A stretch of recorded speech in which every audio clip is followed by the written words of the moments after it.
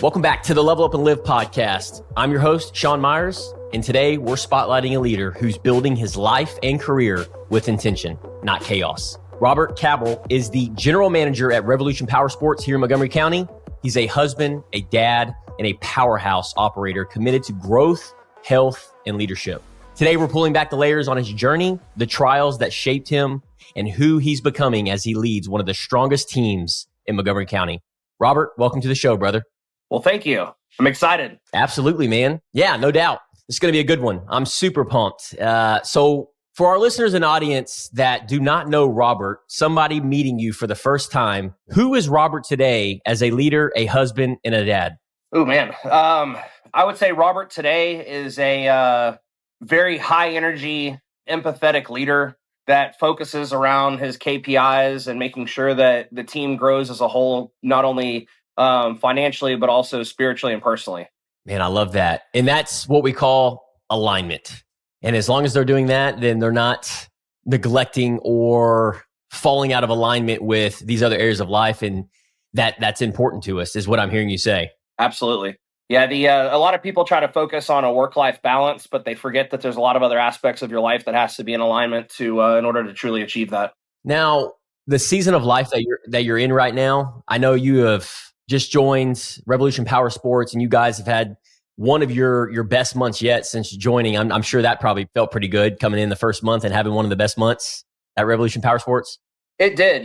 I've walked into many roles, and for years, my main goal at 24-Hour Fitness, I was recovering clubs and kind of rebuilding and establishing teams. And you never know whenever you start a new job with a new team, how the culture is going to be, and if everyone is like-minded and in full alignment with the direction that everybody wants to go. And, coming on board, kind of walking into Phil Micah's shoes, it was a breath of fresh air seeing the fact that there was such a strong culture. And I feel that the culture hasn't really changed. It's just we've gotten a little bit closer, which has allowed us to all come together and kind of break some of those records. So when you walked into this business and you'd mentioned that you felt the presence of a strong culture, what do you think's been the catalyst to having such a strong culture to this company? I definitely think that, with our owner, Micah, with his leadership and, everything, I think that has definitely contributed toward the culture. But one of the things that I've seen throughout the years is it's really hard to have a bad day in the power sport industry. It's like nobody wakes up angry and goes and buys a four-wheeler or a side-by-side. And unfortunately, I've been in the car business. I've, been on the other side of power sports with Harley Davidson. And throughout auto and even just motorcycles in general, there's always some form of negative energy that goes into it because somebody is trading in their car because it broke down, or somebody got into a car accident and they're having to replace their car and they had just paid it off and didn't want a car note. As opposed to here, it's like whenever people call us, they're like, man, I just want to go out and have fun. What do you have that I can have fun with? What do you have that I can, I've got 3 kids. I want to be able to take them all out. I want to be able to, ride around the ranch, do some work, but also go play around in the mud. And then at the end of the day, whenever I'm tired, I want the kids to be able to go out and have fun by themselves on it. That's really good. When I hear you say, like, I just want to have fun, that's what you're providing. And that makes it that much more enjoyable because if it's in alignment with, having fun as well, if that's a part of your trade or your personality. And I was raised on Fullers side by side. So, it's interesting that you say that is like, man, I wonder if I had ever, became a salesman or worked at a dealership like that, because I enjoy doing that. I embody that, and how I would have been able to reflect that in my passion to the people that are buying it, because I would have been able to sell some units, man. Because I'm like, look, you come out here, you got 4 wheels, everybody's going to be turning heads, especially when you load it up. You're going to be that guy. You can walk away because you embody that.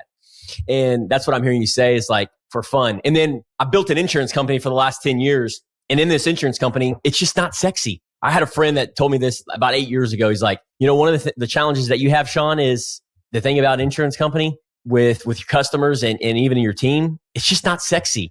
Like insurance, people are like, they gotta have it. They frown upon it. So I had to really shift my mind. I was like, okay, how can I frame this? How can I frame this around with our customers, our team? And I did just that. It's like creating a peace of mind, taking frustration to a peace of mind. When it comes to your insurance, yes, 99.9% of your agents, they're going to lack of communication, lack of understanding. They're not going to educate you. You're going to have to call a 1-800 number. But when you call us, it's going to be like a breath of fresh air. You're going to have that peace of mind. You're going to have from frustration to peace. And people are like, whoa, my resting heart rate went down. So it's really framing that mindset around that. Any thoughts on that? No, definitely. It's making insurance sexy again. It's like just being able to, I will tell you as a consumer, I battle that all the time, as we've, kind of talked about it before. I'll need something. I mean, I think the problem that, it kind of takes away from insurance is the fact that you're right. There's nothing that's sexy about it, but we all try to get cheaper rates. And then at the end of the day, whenever there's a claim to be made, it is unless you can actually reach out and talk to your agent, it is a long process. And there's a lot of things that, if a homeowner doesn't really talk to their insurance agent to let them know exactly what they need, there could be, riders that were not added onto that policy that would have made or broke that whole house. I mean, prime example is, 2 years ago, I spent a lot of time cooking at my house. I own a meal prep company and I'm a chef. And unfortunately, I use my house probably 3 times what a commercial kitchen would be used like. So being a residential house, the plumbing just isn't supported to handle that. Well, I had a main plumbing line collapse underneath my house, which, as you know, anything under the slab is not covered under insurance. Well, there was a rider that I could have added on there, which I did add on there. But when my policy renewed, they pulled it out to cut the rate. So I ended up having to spend a little over $20,000 out of my pocket to fix my main plumbing line on my house. So it's like just the little questions that, you're right. From what I understand, especially with some of your agents that I've met, y'all definitely have more hands-on and are a lot more personal. But that's just the way to do it. I mean, if you really want to make insurance sexy again, it's just making sure that, you talk to your customers and you let them know, hey, man, Rob, I saw that you been doing a lot of cooking. Are you sure that your house can handle the stress on that? If not, let's go ahead and add this rider to it. Yeah, it's another $20, $30 a month, but at the end of the day, it's going to save you. Yeah. It's like prime example on another one is I live in a subdivision called Norchester, kind of on the edge of Tomball, Vintage Park, Champions. And my subdivision is one of the top subdivisions historically over the last 40 years that we will get 5-6 foot of water in there when a flood happens. But guess what? Dang. 90% of the homeowners in my neighborhood don't have flood insurance. Wow. Yep. And unfortunately, I'm one of those as well. I don't have flood insurance on my house because, I'm one of the guys that's like, well, if Harvey was the first time my house flooded, I'm pretty sure it's not going to happen again, which is the worst way for me to look at it. But not being able to get my insurance agent on the phone, I haven't had somebody break that down to me and actually say, hey, look, your house had water over your kitchen island at one point. Do you really want to take that risk over an extra $150 a month? That's so good. And one of the things when I'm hearing you say this, and this is so applicable to a lot of the emerging leaders and business owners that are listening to this, and whether they're leading a team or they're leading themselves or they're leading their business, is we all go through these different faucets and seasons of life. Because, I feel like when you're just starting out versus somebody that's been doing this 10, 15, 20 years, like you have to go through these different seasons of lives, pain caves, sufferings, experiences to really reflect back and go, okay, how can we distinguish ourselves, our business, our team, than the rest of the crew out there? And I feel like that's what's been a great separator is learning from the mistakes. Because how did we end up being able to have this conversation in the first place? Whatever industry that you're in, it's because you've learned, Robert and Sean has learned from their past trials and errors and their tribulations and their mistakes and then corrected course along the way. Whereas a lot of people that I've surrounded myself with over the years that have acquaintances or distanced myself, they haven't learned. And the definition of insanity is doing the same thing over and expecting different results. And this can be in every area of life. So I'm curious with you, man, what season of life are you in right now? We have these different areas. We have business, we have relationships, we have spirituality, we have health. What season of life are you in right now? And what's stretching you the most as you step into this bigger leadership role in 2026? I think for me right now, stretching into or stepping into my new role, Micah and I have, talked about it a few times about the direction and the growth that we want to take Revolution Power Sports. And we definitely have we have a great solid team that's able to get us there. And regardless of what the industry is, it's all about people. And a lot of times people forget about the value of your human assets. I mean, if you have a great culture and a great sales team, you'll be able to kind of focus on other aspects of your life. Right now, the one that I'm struggling with the most on is my health, which is ironic that I can be, a master trainer with 13 certifications. I'm 3 credits away from my master's degree in nutrition, but yet I don't take care of myself. I don't eat the way that I should. I don't find the time to make it to the gym at 5 a.m. like I have for the last decade of my life. And, it's like I try to focus on some of the other things because I use it as a crutch. Oh, okay. Well, I'm sure you've heard me mention my quote unquote layover. Going from Tomball to Conroe every day, I could get stuck on 45 for anywhere from 45 minutes up to my longest was 6 hours. So I do have a layover every day on the way to work and also have it on the way home. And I justify not finding time to focus on my health as, oh, I spend 3 hours of my day commuting. Well, I'm also self-aware to know that if I leave the house 30 minutes earlier and I work out in Conroe, I'm not sitting in traffic on 45. So I still have the same amount of time and, time management when it comes to my personal side on my health. I need to find that time because, essentially, your body achieves what your mind believes. So if I'm sitting there telling myself that I'm sitting in traffic and don't have time, my body's going to say, okay, Rob doesn't have time. But, I spent all those years finding time for other people, telling them how there is no excuse. You need to make it happen. And, I think that going into 2026, that is definitely my main focus on my personal side is to get my health back in alignment because, I truly feel to be the best leader, you have to have a healthy mind, healthy body, healthy spirit. I agree with that 1000%. Yeah, because, I believe we have so much untapped potential. People listening to this, there's so much untapped potential in the mind, body, and soul that's all connected, especially the mind and the gut. It's connected. There's research to back it up. And you're doing the things that you're doing right now. And I appreciate your vulnerability. It takes courage and boldness to share that, but that's what you're going through. That's definitely relatable. And I know a lot of our emerging leaders are going through something similar. And just, one of the things that I have learned, even myself, just short of 4 years ago, going through the same kind of concepts is like, I'm focused on business. I'm focused on, this is the season of life right now. And it took all my time, energy, and effort. And then I picked my head up and, realized that, okay, well, I've neglected and sacrificed all these other areas of life. Was it worth it? And you know what my answer was? No, it wasn't. So I've had to learn from that. So yeah, it would be easy for me to go to these different areas of life and go, hey, this is the sacrifice. But that's not how I want to live my life. It may work for Elon Musk. It may work for Jeff Bezos, but they're going to end in, multiple divorces. They're going to crush it in business, but all these other areas of life are struggling. And that's okay. If that's what works for them, then that's great. But I'm living my life differently. And what I'm hearing you say is that's how you want to live your life differently as well. And you're going to do something about it. So I think self-awareness is the first step. And to anybody that's wanting to correct course, and that's one of the things that I've had to learn along the way is this an alignment? And is this the season of life that you're going through right now? Is it, where can you have those guardrails where you can really pull back the layers and have that accountability partner, put something in place to really design that week and that rhythm to help you get to where you want to go. And I love that you shared that because I know other people are going through that same thing as well with that health journey as well. So at least you're aware of that and you're going to do something about it. Are you already starting to plan for that, Robert, in 2026? Are you slowing down right now, doing any kind of reflecting on what that's going to look like so you can share with us? As much as I say that I would like to start planning for 2026, I think waiting another 6 weeks is too long. So I think I need to implement whatever changes I'm going to make into my lifestyle and everything pretty much this weekend, and not being the guy that's like, oh, it's Thanksgiving, I'm going to put it off, or I'm going to start Monday and, next Monday it's going to be, oh, the following Monday, and just keep pushing it off. But, I set a goal 9 years ago whenever I found out that I was going to be a father. And I said, I was almost 300 pounds. I was very unfit, very unhealthy. At that time, I was a general manager for Mancuso, left Mancuso, went over to Stubbs, working in the power sport industry, working with Harley Davidsons. At the time, I thought that it was truly what I wanted to do.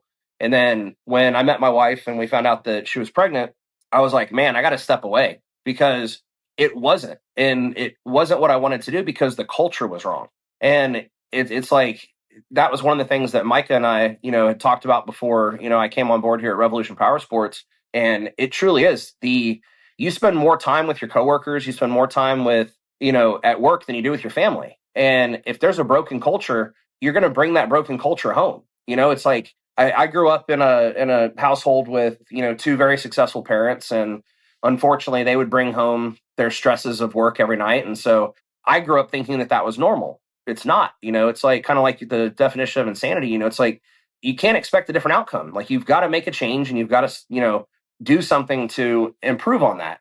I guess to go back full circle to answer your question is yes, I've already figured out a gym here in the Conroe area that I could see myself working out at. And then bare minimum, there's 2 blocks away from my house that I have no reason that I can't just pack a gym bag every morning, work out, shower there, and then get in the truck and head here. But either way, I need to make sure that I start implementing that because, like 9 years ago when I set that goal of every year on my birthday being more fit and healthy than I was the previous year, I did that 8 years in a row. And last year I turned 40. So I just turned 40 in March and I was not healthier than I was when I was 39, 38, 37, 36. I actually regressed all the way back to when I was 300 pounds. I mean, I'm 230 pounds. So I definitely haven't put that back on, but actual health wise, I feel that, I've just regressed and I owe it to my daughter. I owe it to my wife. I owe it to my team to regain that fit mentality that can fit into almost every other aspect of your life. And why is that important to you? Well, I mean, it's important because, it allows you to have a clear mind. I mean, a lot of people don't understand. People that don't work out don't understand what the gym does for people. And it's not just the endorphins that get released in the workout. It's being able to set a goal and achieve it on a daily, weekly, monthly basis. That's something that's truly personal. It's not financial. It's not tangible.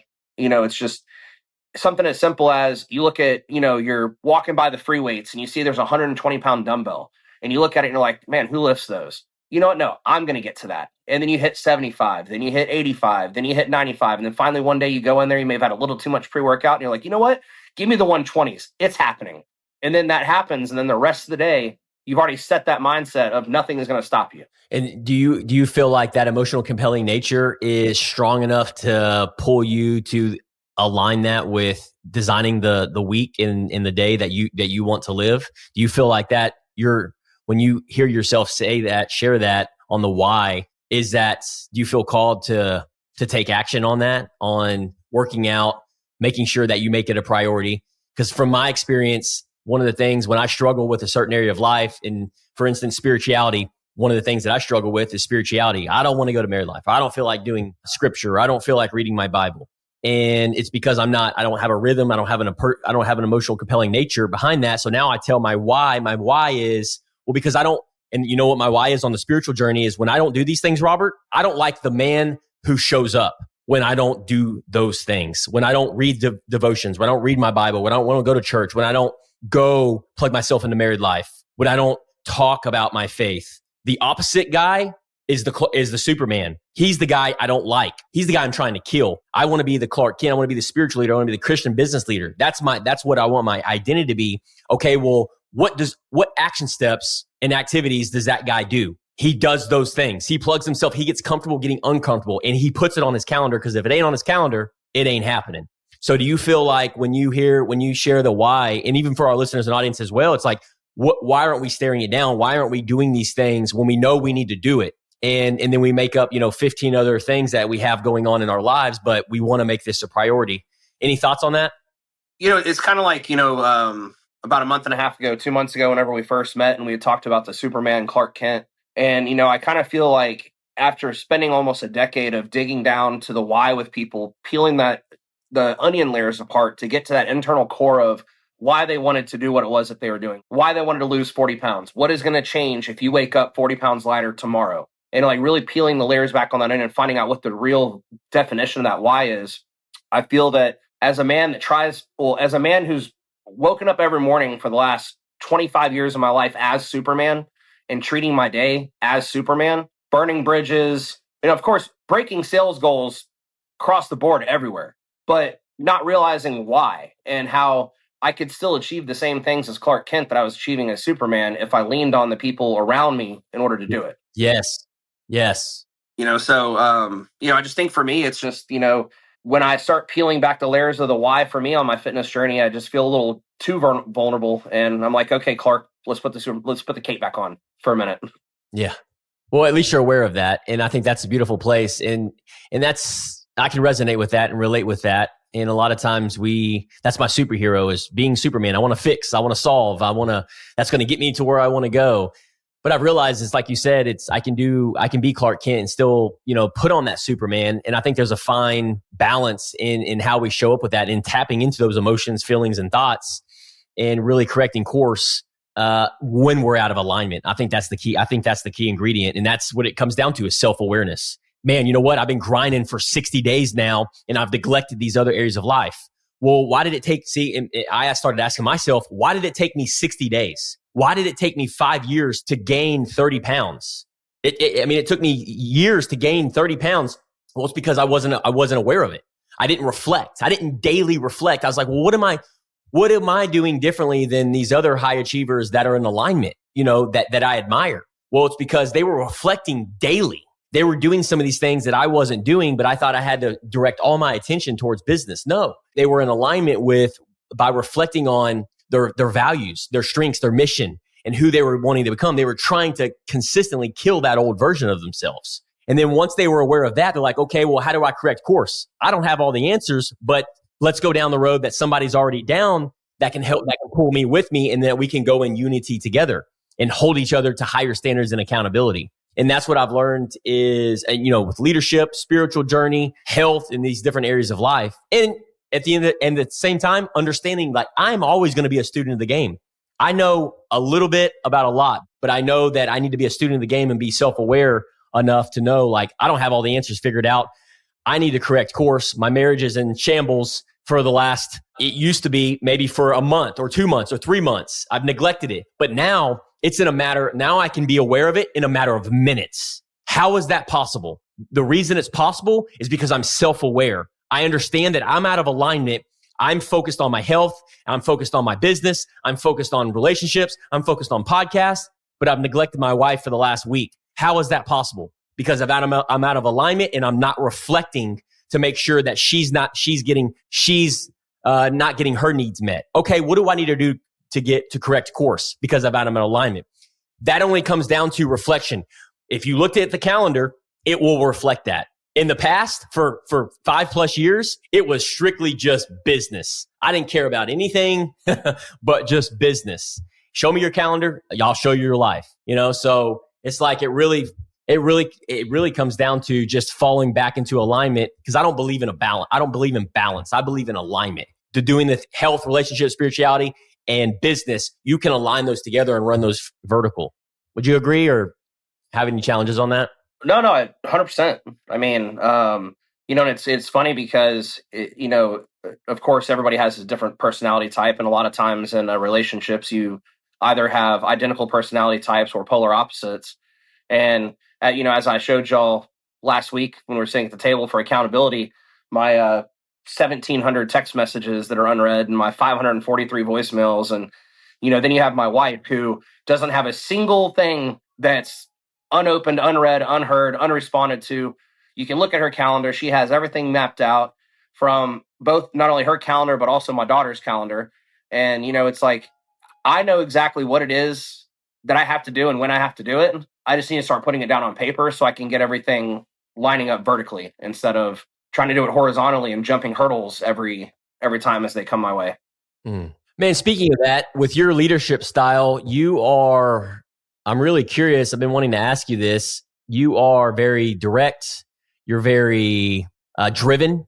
You're very strong. And just getting to know you these last couple months, what experiences shaped that edge and that grit for you, Robert, these last 40 years?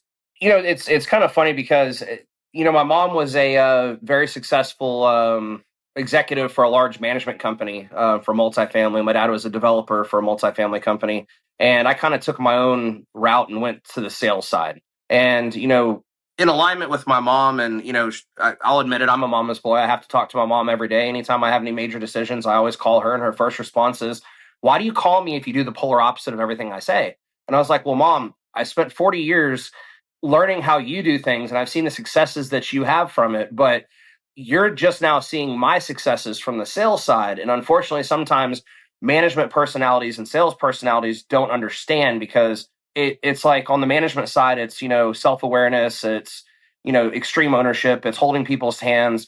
What can I do for you?" And on the sales side, sometimes it can get to the point where it's, your old school sales. It's, hey, get good or get out, sell or be sold. it's a lot of times on the management side, you don't quite understand the sales hat, and it seems like very aggressive. So from somebody who's had decades of success in sales, I'm able to pull my sales hat off, put my manager cap on, explain to the team why some of those things are important, especially when it comes down to self-confidence in sales. If you're too afraid to ask for the sale, you're not going to get the sale. If you ask the sale for the sale in the wrong way, you're not going to get the yes. So it's almost a double-edged sword of having a very strong sales personality type. And it's just at the end of the day, remembering that all of us are people, and we have to understand why people are doing that. Why is somebody calling you for insurance? Is it because they have lost a family member in the house and need to change the policy, or maybe they're getting married, or maybe they're moving and buying a house, or maybe they had a kid that turned 16 and need to add them to the auto policy? It's just being able to take that time and slow down and find out why people are doing what they're doing. And I think that that's where over the years I've had that ability to show on paper, I've done this, and then take a step back. How can I help you get there? Yeah, you've obviously have aligned that and embodied that, and you've seen progress and results from that. You've figured out what works and what doesn't work, and now you're paying that forward with your team. And when you came in October at Revolution Power Sports, you had a sales rep that hit a record-breaking month in October. So I'm curious, man, what separated him from months where the results weren't as strong compared to last month? Honestly, I think what it was especially for that particular salesperson, it was having somebody come in with a strong personality that it's just like what I was telling you about the Superman Clark Kent. I try to delegate stuff to my team, but I don't have patience. So if I'm like, hey, can you take care of this? And then 3 minutes later, I haven't seen them make any effort to do it, I just go ahead and do it. And it's getting pushback. So he pushed back on me for the first week, and he was just like, hey, you assigned those leads to me. I told you I was going to call them. And I was like, yeah, but by the time you got around to it, I already contacted them, text messaged them, called them, and emailed them. It's like, that's what a lot of people don't understand is there has to be a sense of urgency when it comes to, following up on leads and also in lead generation. If somebody calls in, write their name, phone number, get their email address, get all their information, throw them into the CRM. Because if they're not a customer today, they could be next week, they could be the month after. So I think after some of the things that he saw me doing and heard some of the word track that I said, a lot of times especially in the automotive industry, where salespeople struggle is they become a customer advocate. They try to work the manager instead of working the customer. So rather than asking me, hey boss, can I take $1,000 off this side by side? They should be asking the customer, hey Sean, I need another $1,000 down. And it's just hearing my word track of whenever asking somebody, hey, people that buy units like this typically put between $3,000 and $5,000 down. I'm assuming you're willing to do the same. It takes that, I have no money down right out of the equation from the get-go. And I think that after they heard some of my word track, that's where, because he did. I mean, Dusty attached to me almost was my shadow. I mean, 6 weeks later, he still is. And, and I'm learning from him, so it's really cool to be able to have somebody breaking their records and setting personal records. He just sold his 100th unit for the month last week. And he texted me and said, I would really like to have, I don't remember what his goal was. I'd really like to have this. And I said, no, I want to see you at 150 by the end of January. So that's 25 units, which is going to beat his best month by 5, 2 consecutive months in a row. And I was like, let's go. We got this. And what I'm hearing you say is he's really had it in him all along.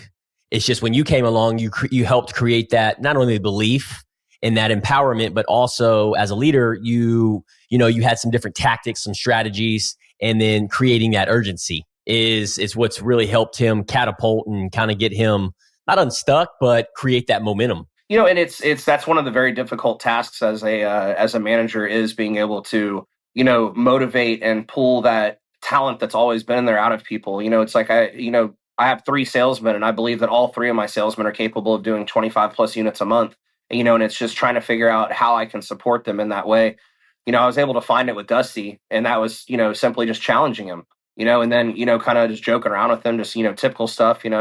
He had 3 or 4 leads that came in, didn't do anything with them. And then I handed him a binder, and he shut it. And I was like, oh, you can close something.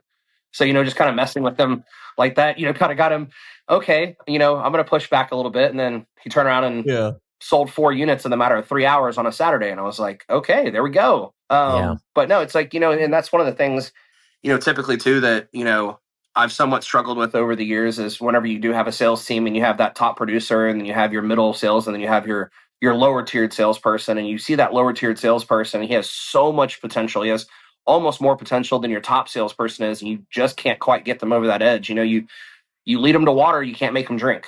It's right. just, Yep. Yeah, it's really good. What would you say 2 or 3 things that right now you're drilling into your team right now going into 2026?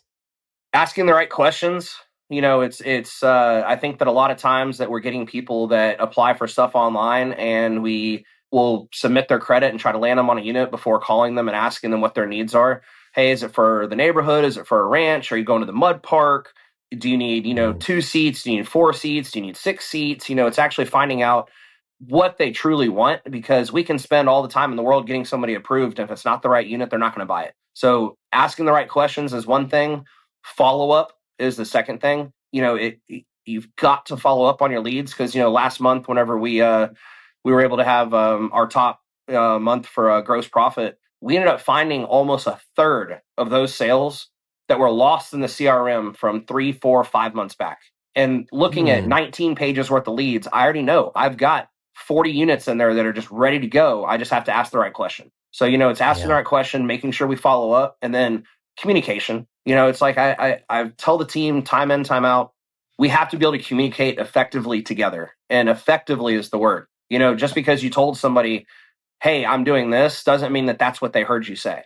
So it's just making sure that there's clear communication amongst the team, making sure that there's transition between sales and service, and also between sales and the sales team. Because if we have 5 people on the sales side, including, my finance manager and myself, we could all be working on the same bike and not know it, and have the same bike sold to 3 people. It's happened to us twice in the last 4 days. Really? Where we've already taken a deposit on a bike, and we've got another person trying to put a deposit on the same bike. So it's like just making sure. And, that's one great thing is Micah has a way of definitely getting us some very fun and exciting inventory. And whenever we do get that new stuff, half of us have already posted on our personal social media. We've already started texting clients. We don't wait for somebody to walk in the door. We create that urgency, and man, hey, Sean, dude, we just got this. You got to come check it out right now. Leave me a $500 deposit, because it's not going to make it an hour while it takes you to get here. It's just kind of creating that urgency. That's really good, man. Well, Robert, I just want to acknowledge you. I feel like you're the type, with your personality, your temperament. We've talked on the phone before. We've been in the round tables together, and even on this podcast, we've went over today.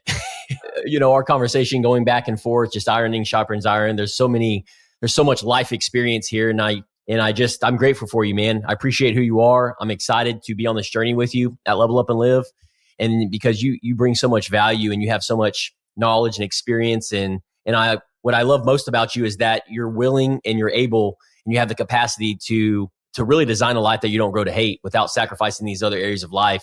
And me and you being both students of the game and going on this journey together, and you being on the podcast today, just opening up, being vulnerable, sharing with what you're working on at RPS. And man, you're just getting warmed up, brother. I can't wait to see what the future unfolds for you at RPS.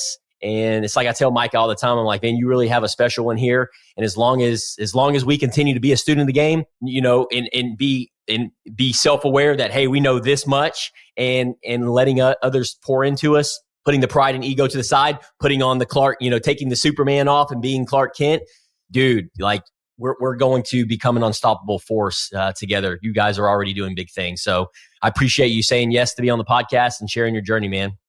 Absolutely. Yeah. How can our community at Level Up and Live, how can we support you? You've been nothing but valuable today, and drop some golden nuggets in there. How can we support you? Really just if you hear anybody talking about 4-wheelers, side-by-sides, dirt bikes, anything like that, just send them on down to Revolution Power Sports. We'll make sure we get them taken care of. We treat all of our customers like family. And that's really just about it. Just making sure we continue to grow our brand and get the name out there. There you have it, folks. So if you're in Montgomery County and y'all are delivering now, right? All over? Nationwide. Nationwide. We just shipped a unit to Fort Lauderdale on Saturday. Come on. So these guys are doing big things. Revolution Power Sports. We'll have the link in the show notes. You can also look them up. They're all over Google, social media. You cannot miss them. Robert, thanks again for being on the Level Up and Live podcast today.